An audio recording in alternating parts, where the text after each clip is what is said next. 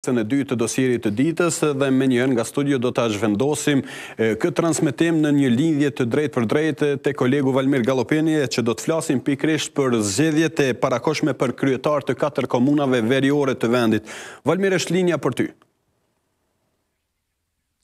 Përshëndetje Dukagjini. Për të folur për këtë temë, ne kemi të ftuar në një intervistë Besnik Muçaj nga Instituti Kosovar për Qeverisje Lokale. Zotri Muçaj, përshëndetje. Përshëndetje.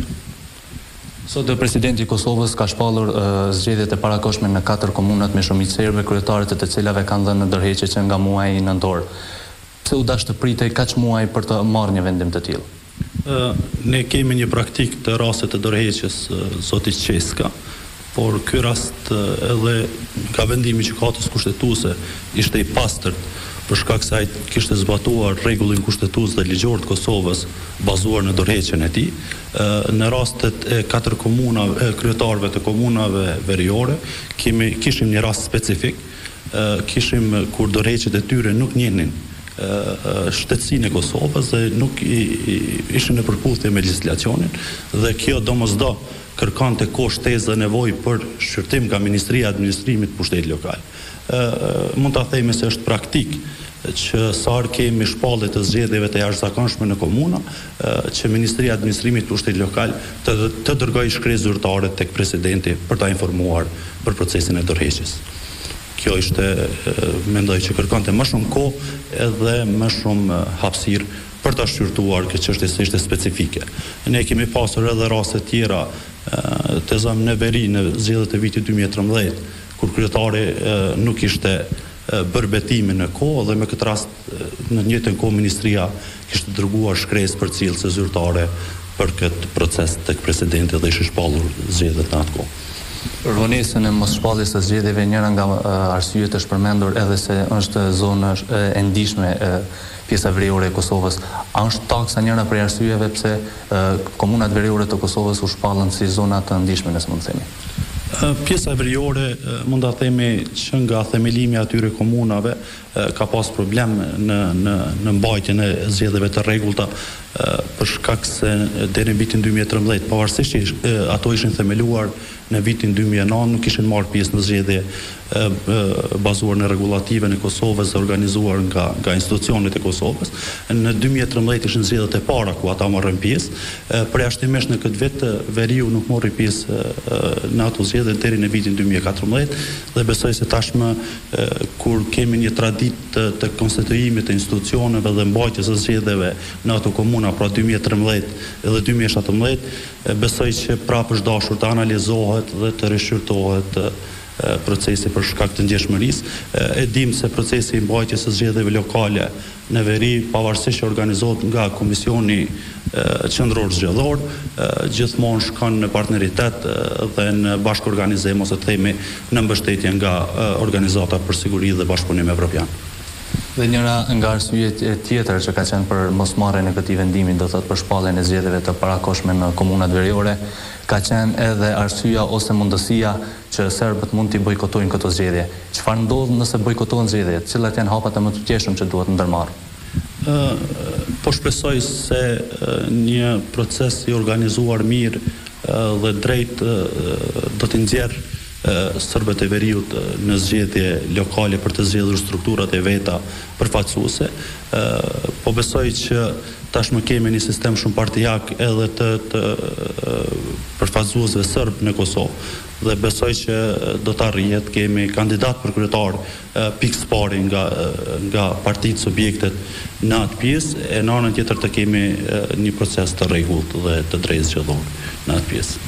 Dhe pritet që politikanët serbë të Kosovës gjatë kësaj jave të shkojnë për vizitë në Beograd. Çfarë do të sjellë ky takim? Është krijuar një lloj praktike që kryesisht komunat me shumicë serbe në veri të shkojnë dhe të themi ashtu të instrumentalizohen nga Beogradi dhe të përcaktojnë qasjen e tyre politike, po edhe të përfaqësimit të serbëve të Kosovës bazuar mbi agjendat e Beogradit. Jam i bindur që edhe qasja e bashkisë ndërkombëtare edhe presioni i tyre mbi Beogradin, po edhe mbi përfaqësuesit e subjekteve politike serbe në Kosovë do të jetë që ata të marrin pjesë, të përfaqësojnë interesat e serbëve në Kosovë, për shkak se vetëm kështu ata mund të arrijnë çastin e tyre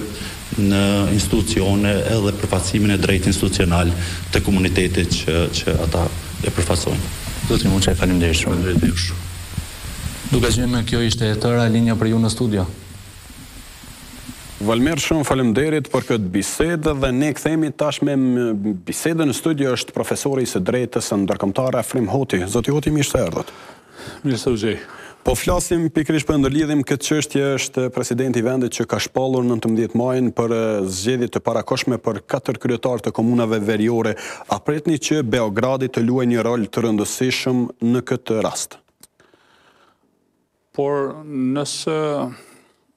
kthehemi pak në retrospektiv dhe shohim sidomos zhvillimet e fundit ose zgjedhjet e fundit, ku Beogradi përfundimisht ka unifikuar zonin e vet në Kosovë përmes asaj që një listë serbe, përmes së cilës ka garu dhe ja ka dalur që të mbajë në kontroll numrin më të madh shumicën e serbëve në Kosovë. Presja dhe kësaj radhe Beogradi të jetë shumë aktiv në këto zgjedhje, duke provuar që në këto komuna, si kundër që edhe në komuna tjera ku ka shumicë serbe, të provoj të mbaj kontrollin në radhë të parë, dhe në radhë të dytë përmes këtyre komunave, respektivisht përmes serbëve të zgjedhur, të vazhdoj me logjikën dhe diskursin shumë destruktiv si kundër që ka pasur deri më tash. A ekziston rreziku, profesor, që realisht Beogradi të ndikojë edhe që këto zgjedhje t'i bojkotojnë edhe vetë qytetarët, marrë parasysh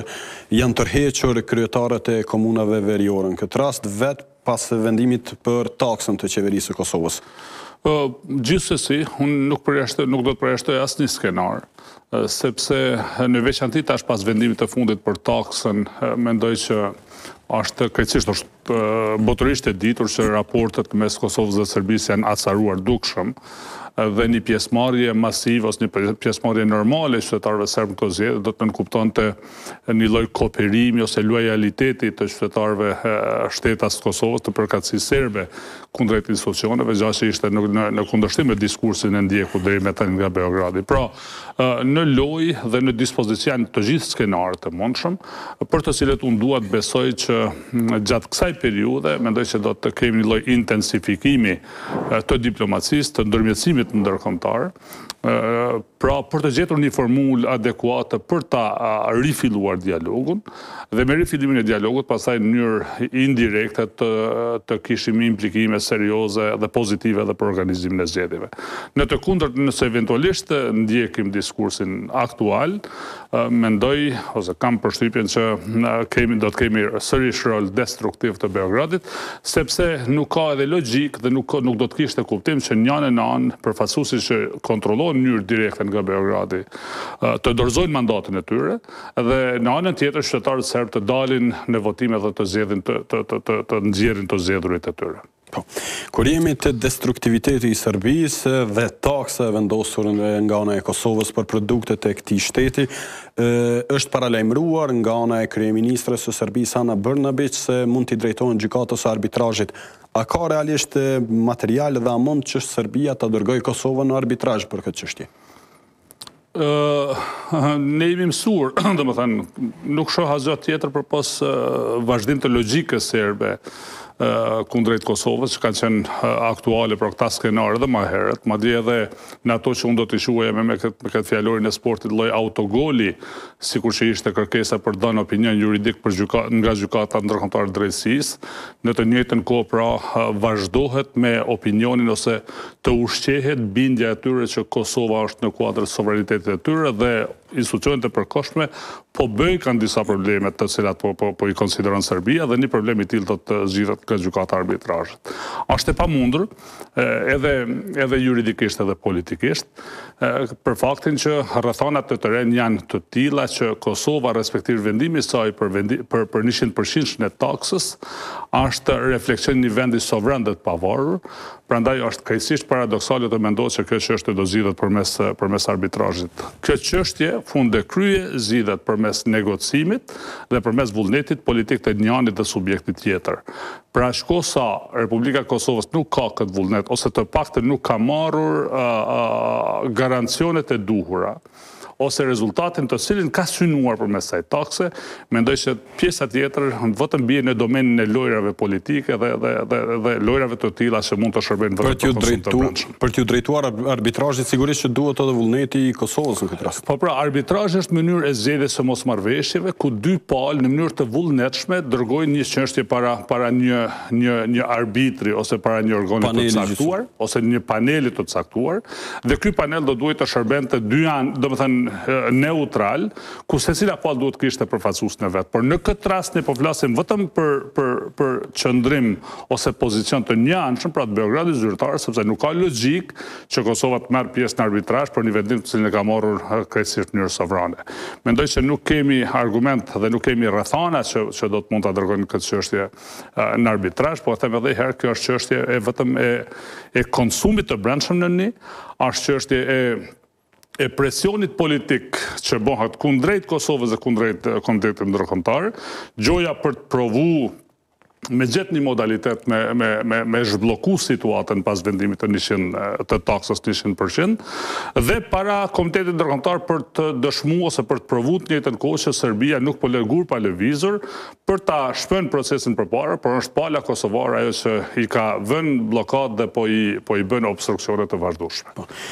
Kurimit të taksa dihet që kjo me një farë mënyrë tensionoi edhe raportet me Bashkimin Evropian, me Shtetet e Bashkuara të Amerikës, por tash duket se jënë dalë paka shumë të paktën deklaratat nga ana e zyrtarëve që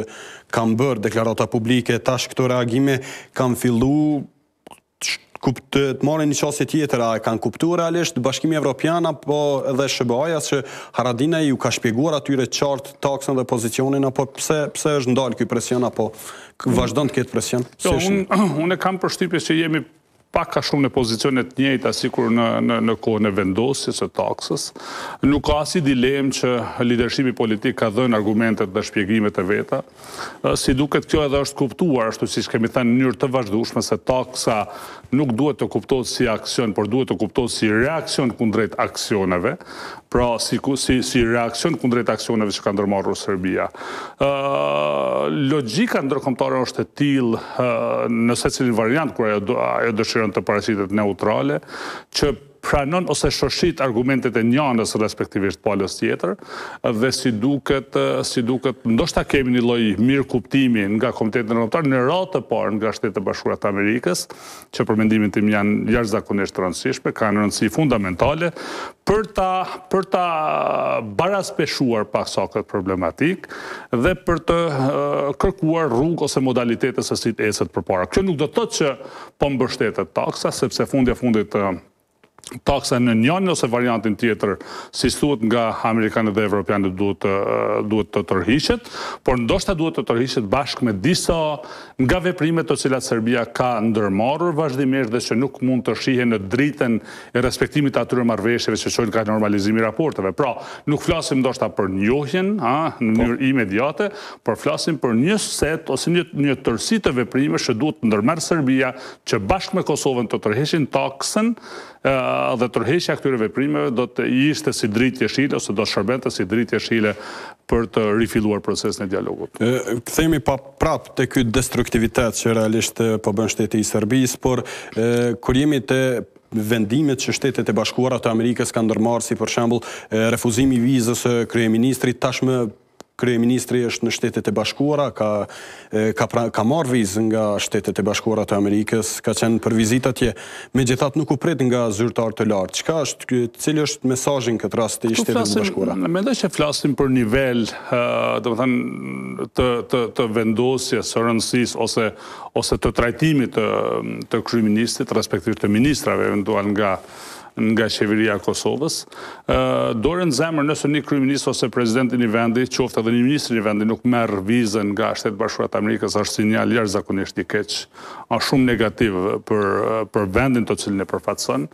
Ndërkohë që lëshimet eventuale ose ecja matutje me vizë zotit Haradinaj, është një sinjal pozitiv që megjithatë partneriteti me Shtetet Bashkuara të Amerikës po ruhet, dhe si që se ka më herët, nuk besoj që ka lider as subjekt politikës në Kosovë që mund t'i rrezikoj seriozisht të raporte, sepse raportet e Kosovës me Shtetet Bashkuara janë më shumë se sa që është një vendimi të një lideri politik ose të një subjekti, dhe këto si duket tash reflektojnë një lloj maturie të gjithanshme, të gjithë akterëve, pra, për të lëvizur procesin përpara. Kjo nuk do të thotë që akulli në mes të zotit Haradinaj dhe Shtetet Bashkuara të Amerikës është i shkrirë tërësisht. Tregon këtë edhe mos takimet apo në agjendën e tij nuk ka pasur takime me zyrtar të lartë të Shteteve të Bashkuara. Kjo nuk do të thotë që domosdoshmërisht ose pashmangshëm ose është refuzuar ndonjë takim. Unë nuk e di nëse zoti Haradinaj ka kërkuar vizën për të takuar me leadershipin amerikan apo eventualisht për të takuar diasporën tonë atje, por sido që tjetë dhënia vizës është sinjal pozitiv, shenjë maturisë së gjithanshme, do të thënë që tregon një lloj gatishmërie që të lëvizet përpara. Pra, mendoj që nga leadershipi i Kosovës kjo duhet të reflektohet, duhet të merret shumë seriozisht, mbi këtë vendim duhet të pasohet me hapa të tjerë, të cilat për ne konsiderohen një rëndësie fundamentale, e mbi të gjitha ruajtja e raporteve me SBA-n, siç e thash pak më herët, pra nuk ka vetëm rëndësi juridike ose politike, mendoj që ka rëndësi edhe strategjike e mbas edhe natyrore. Kurimit e taksa a e forcoi realisht gjatë këtyre muajve pozicionin e Kosovës në arenën ndërkombëtare apo karshi dialogut? Pasi dilem, ka forcuar në mënyrë të jashtëzakonshme. Taksa përfundimisht ka vendosur qeverinë e Kosovës dhe unë kam gjithë simpatin për zotin Haradinaj dhe qeverinë e Kosovës dhe klasën politikë qeverisë në Kosovë, sepse për herë të parë ka vendosur ekzekutivin e vendit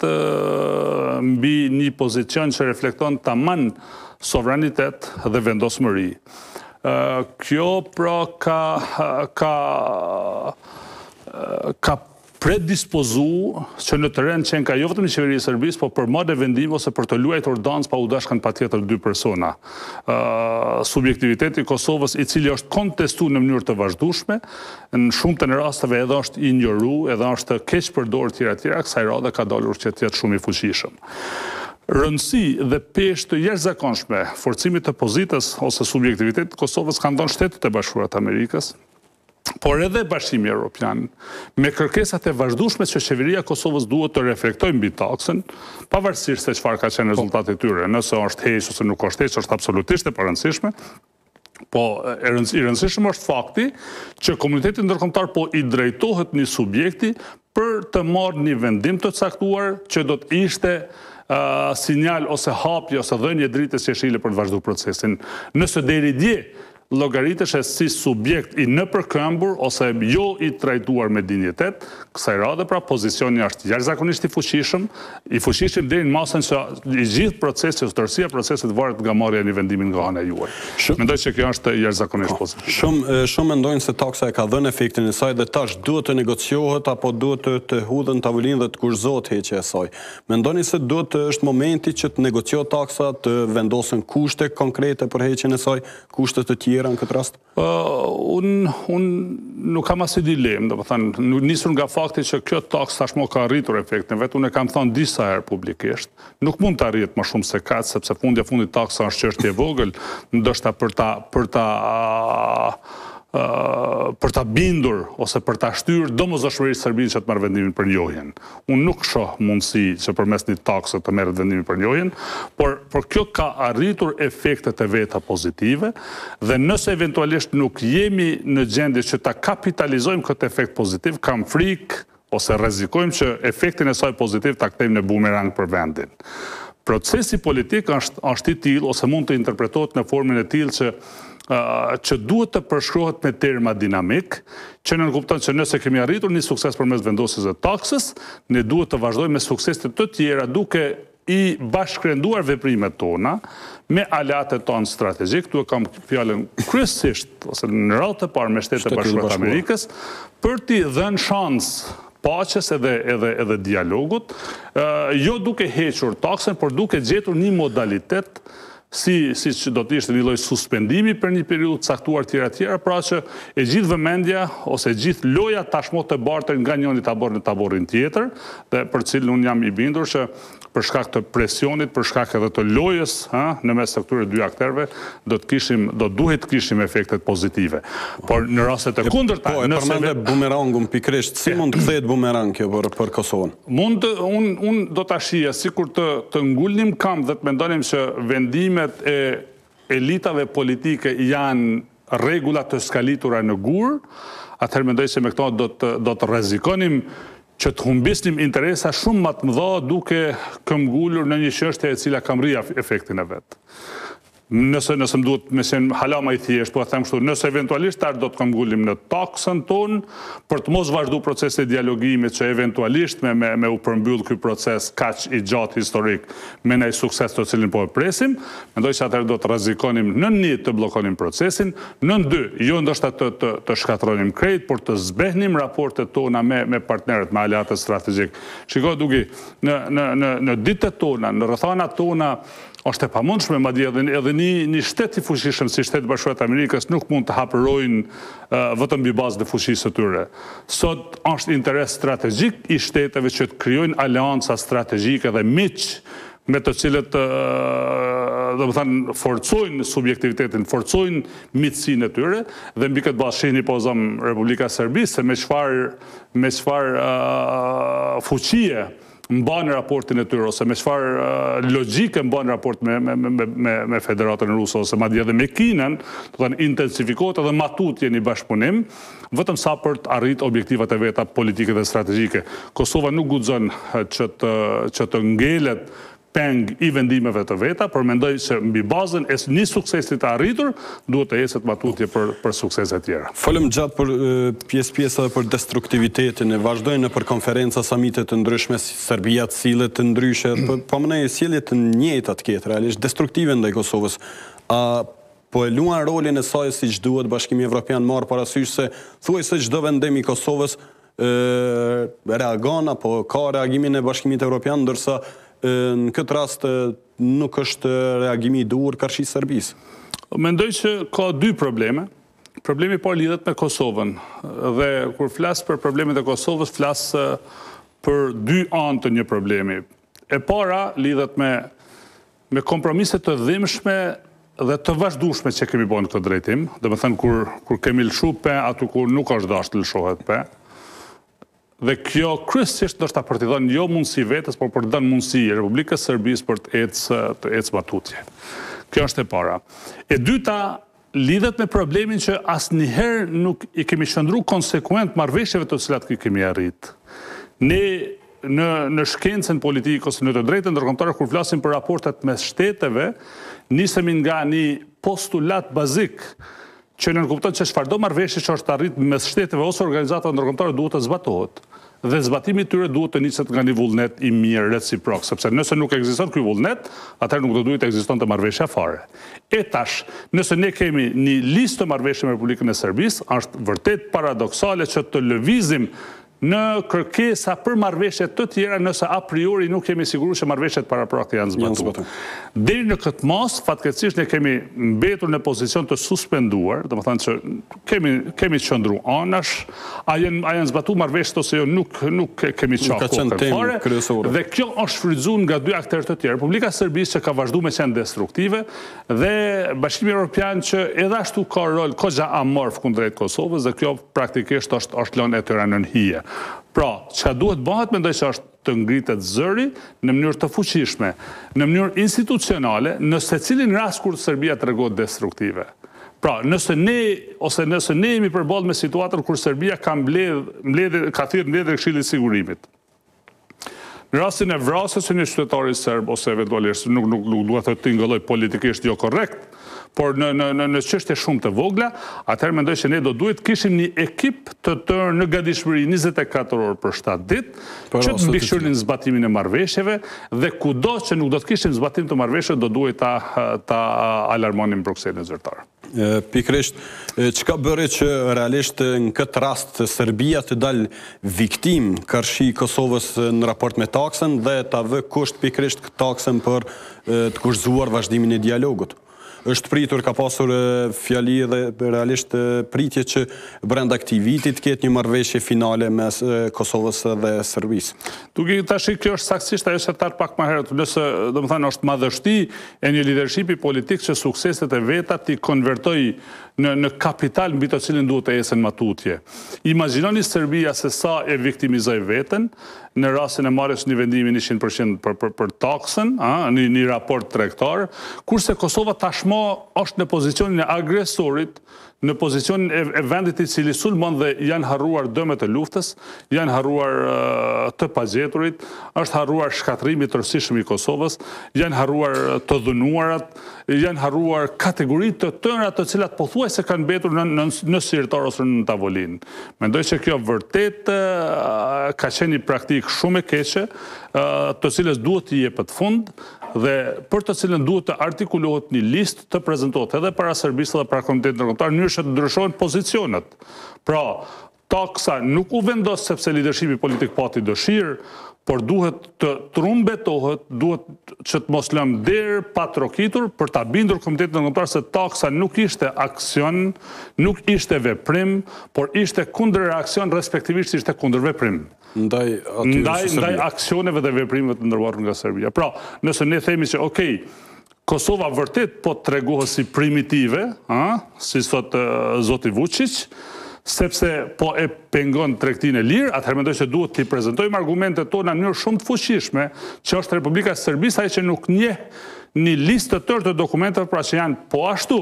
çështja e pengesës së tregtisë së lirë. Mendoj se këto argumentet tona kanë mbetur shumë në nhije mbase për shkak të këtyre fenomeneve negative të qeverisë së brendshme të Kosovës, të cilat vërtet po I kushtojnë dhe vërtet po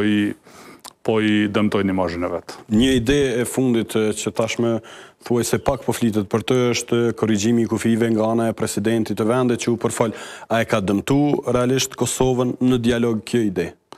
Nuk besoj që e ka dëmtu, sepse fundi e fund është diskutu vetëm në nivelin politik, madje asnjëherë nuk arritur që të vendoset në tryezën e bisedimeve, sepse ka shumë anë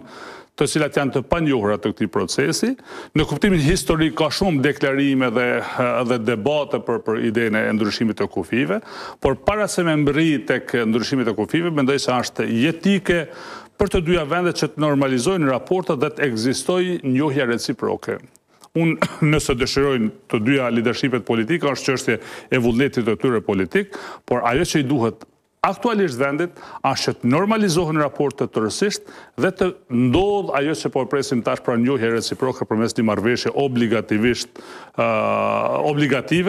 një marrëveshje ligjore dhe obligative, që është edhe kërkesë e Bashkimit Evropian nga strategjia për zërim e vitit kaluar. Po, kur jemi te pikërisht ky momentumi që flasin dhe thrasin lider të institucioneve për arritjen e një marrëveshje, mendoni se po e humbi mundësinë që brenda këtij viti të arrijmë një marrëveshje? Kemi pa që është përfol marrëveshja mes shtën, që marrëveshja mes Greqisë dhe Maqedonisë është 35 apo 40 faqe, ndërsa një marrëveshje më voluminoze pritet të jetë kjo mes Kosovës dhe Serbisë. Apo humbet ky moment që brenda këtij viti realisht të arrijmë një marrëveshje? Unë personalisht nuk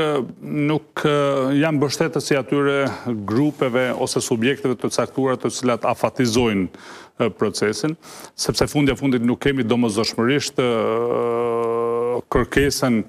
që arritja marrëveshjes ose përmbyllja e problemit Kosovë-Serbi duhet të bëhet brenda vitit 2019. Më shumë është në interes Serbisë në këtë rast. Le të dalim edhe në vitin 2020, por edhe për Kosovën. Nuk duhet patjetër që të kemi një marrëveshje në vitin 2019, nëse kjo marrëveshje në mënyrë direkte ose indirekte të synon interesat kombëtare. E para. E dyta, gjithsesi, nëse vazhdojt me trendin aktual, ne e dim që nga marrja e vendimit në nëntorin e vitit kaluar deri tash jemi gati te gjysma aprilit,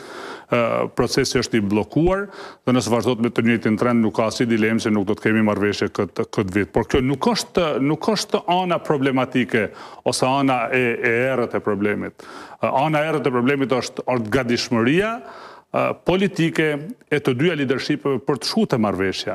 sepse fundi e fundit ne mund hyjmë sërish në negociata ose mund të vazhdojmë procesin, por të vazhdojmë me këtë trendin dhe diskursin dhe të cilin Serbia deri më tash është prezantuar në tryezën e bisedimeve, të cilat kanë vazhduar pra me këtë logjikën që po bisedohet në mes të Prishtinës dhe të Beogradit, dhe me këtë pozicionin shumë me ambiguitet në mes nga Brukseli,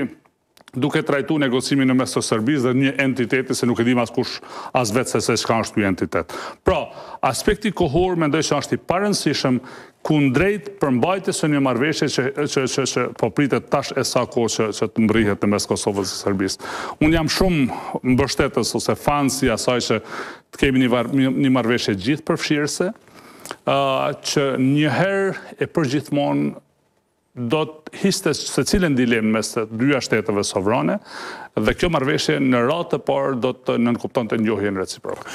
Si shihni në këtë rast, si pyetje të fundit, pozicionin e zyrtarës së lartë të Bashkimit Evropian, realisht Federica Mogherinit, është kritikuar shumë nga lloj opinionistësh, madje edhe nga kryenegociatorja Edita Tahiri? Mendoj që pjesë të jo më pak se sa zonja Mogherini, faj ka Edita Tahiri për mënyrën se si ka udhëhequr me negociatat dhe për kompromiset e dhimbshme që i ka bërë në emër të negocimit për Kosovën. Sido që tjetë edhe pozicioni zonjës Mogherini është shumë specifik, kjo për faktin e mungesës së një raporti krejtësisht kontraktual, një raporti të qartësuar të Komisionit Evropian për kundrejt Kosovës. Ju lutem, është tjetër gjë ajo se çfarë ne dëshirojmë që të shohim nga Prishtina, tjetër gjë janë faktet të cilat janë në terren dhe në veçanti në raportin e Kosovës me Komisionin Evropian. Në kuadër të këtij trupi të BE-s ne kemi një 4-5 shteta tjetër të cilat zëshëm, madje disa nga ato thonë që edhe nëse Serbia do të ndjehte Kosovën ne nuk do ta njohim. Si këtë rast Spanja. Po pra, dhe që janë në kuadër të Komisionit Evropian dhe që në formë ose direkt ose indirekt kanë presion të zonja Mogherini. Pra, pozicioni i saj është kogja skeptik, kogja i paqëndrueshëm dhe kjo si duket është reflektuar edhe në procesin e ndërmjetësimit të saj kundrejt Kosovës. E nëse kësaj i shtojmë si duket një lloj simpatie e fshehur për njënën palë, mendoj që vërtet figurën e zonjës Mogherini ka bërë jo kredibile dhe jo të besueshme, jo të tillë çfarë duhet të jetë një pozicion i një ndërmjetësi ndërkombëtar. Profesor, faleminderit shumë për bisedën. Faleminderit edhe juve. Pra, shikues të nderuar, kjo ishte biseda me profesorin e së drejtës ndërkombëtare Afrim Hoti, ndërsa ne pas kësaj bisedës kthehemi me informacionet nga sporti. Dukagjini, cilat janë të rejat nga fusha e sportit? Po duke, java e 26 që u zhvillua në Super League, solli takime, mjaft interesant.